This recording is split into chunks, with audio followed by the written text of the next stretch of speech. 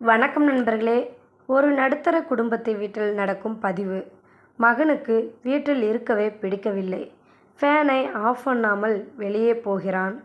ஆளில்லாத ரூமில் டிவி ஓடுகிறது பார், அதை அணை என்று அப்பா சொல்கிறார். பேனாவை ஸ்டாண்டில் வை, கீழே கிடக்குது பார் என்று சொல்கிறார். இப்படியே சின்ன சின்ன விஷயத்திற்கு அப்பா அவனை நச்சரித்து கொண்டிருப்பது அவனுக்கு பிடிக்கவில்லை. நேற்று வரை வீட்டில் இருந்ததால் அதையெல்லாம் தாங்கிக் கொள்ள வேண்டியிருந்தது. இன்று அவனுக்கு வேலைக்கான நேர்காணலுக்கு அழைப்பு வந்திருந்தது. வேலை கிடைத்ததும் வேறு எங்கேயாவது வெளியூர் போய்விட வேண்டும். அப்பாவின் நச்சரிப்பு குறையும் என்று எண்ணிக்கொண்டான். நேர்காணலுக்கும் கிளம்பினான்.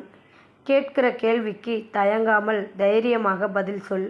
தெரியவில்லை என்றாலும் தைரியமாக எதிர்கொள் என்று செலவுக்கு கூடுதலாக பணம் கொடுத்து வழி அனுப்பி வைத்தார் அப்பா. நேர்காணலுக்கு அழைக்கப்பட்டிருந்த முகவரிக்கு வந்து சேர்ந்தான் மகன். கட்டிடத்தின் பெரிய கேட்டில் செக்யூரிட்டி இல்லை. கதவு சற்று திறந்திருந்தாலும் அதன் தாழ்பால் மட்டும் வெளியே நீட்டிக்கொண்டு உள்ளே நுழைபவர் மேல் இடித்து விடுவது போல் இருந்தது. அதை சரி செய்து கதவை சரியாக சாத்திவிட்டு உள்ளே நுழைந்தான். நடைபாதையின் இருபுறமும் அழகு மலர் செடிகள் வரவேற்றன. தண்ணீர் பாய்ச்சி கொண்டிருந்த காவலாளி மோட்டாரை அணைப்பதற்காக குழாயை அப்படியே போட்டுவிட்டு போயிருந்தான். தண்ணீர் செடிகளுக்கு பாயாமல் நடைபாதையை நனைத்து கொண்டிருந்தது. குழாயை கையில் எடுத்தவன் செடியின் அடியில் நீர் படும்படி போய்விட்டு கடந்து சென்றான். வரவேற்பறையில் யாரும் இல்லை. நேர்காணல் முதல் தளத்தில் நடைபெறுவதாக அறிவிப்பு வைத்திருந்தார்கள்.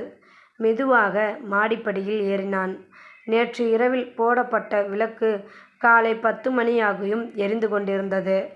விளக்கை அணைக்காமல் செல்கிறாயே என்று அப்பாவின் கண்டிப்பு காதுக்குள் ஒலிப்பது போல் தெரிய எரிச்சல் வந்தாலும் படியின் அருகே இருந்த சுவிட்சை இயக்கி விளக்கை அணைத்தான்.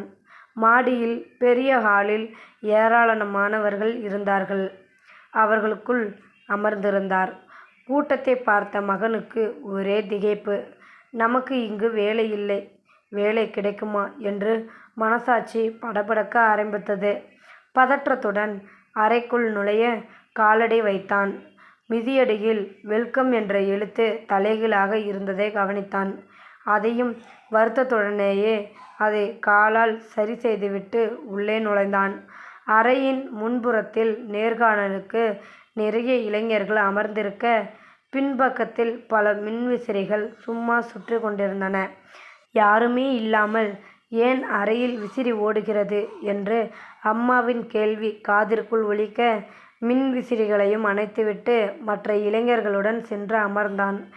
இளைஞர்கள் ஒவ்வொருவராக உள்ளே அழைத்து மற்றொரு வழியாக வெளியே அனுப்பிவிட்டனர். இதனால் என்ன கேள்வி கேட்பார்கள் என்பது மகனுக்கு தெரியவில்லை.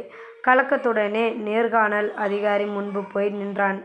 சர்டிபிகேட்டுகளை வாங்கி பார்த்த அதிகாரி அதை பிரித்து பார்க்காமலே நீங்கள் எப்போது வேலைக்கு சேருகிறீர்கள் என்று கேட்டார். இது நேர்காணலில் கேட்கப்படும் புத்தி கூர்மை கேள்வியா, இல்லை வேலை கிடைத்துவிட்டதற்கான அறிகுறியா என்று தெரியாமல் குழம்பி நின்றான் மகன். என்ன யோசிக்கிறீர்கள் என்று பாஸ் கேட்டார். நாங்கள் இங்கே யாருக்கும் கேள்வி கேட்கவில்லை. கேள்வி பதிலில் ஒருவனின் மேலாண்மை தெரிந்து கொள்வது கடினம்.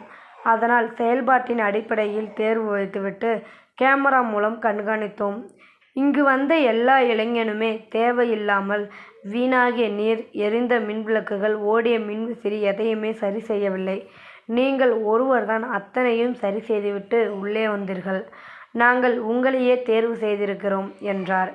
அப்பாவின் கண்டிஷன்கள் எப்போதும் அவனுக்கு எரிச்சலையே தரும். அந்த ஒழுங்குமுறையே இன்று வேலை வாங்கி தந்திருக்கிறது என்பதை அறிந்தபோது நெகிழ்ச்சியாக இருந்தது. அப்பாவின் மீதுள்ள எரிச்சல் சுத்தமாக தணிந்தது. வேலைக்கு செல்லும் இடத்திற்கு அப்பாவையும் அழைத்து செல்லும் முடிவுடன் சந்தோஷமாக வீடு திரும்பினான் மகன். அப்பா நமக்காக இது செய்தாலும் சொன்னாலும் ஒரு சிறந்த எதிர்காலத்திற்காக மட்டுமே இருக்கும். உளி விழுகையில் வலி என நினைக்கும் எந்த பாறையும் சிலையாவதில்லை. வலி பொறுத்த சில பாறைகளே சிலையாகி ஒளி கூட்டுகின்றன.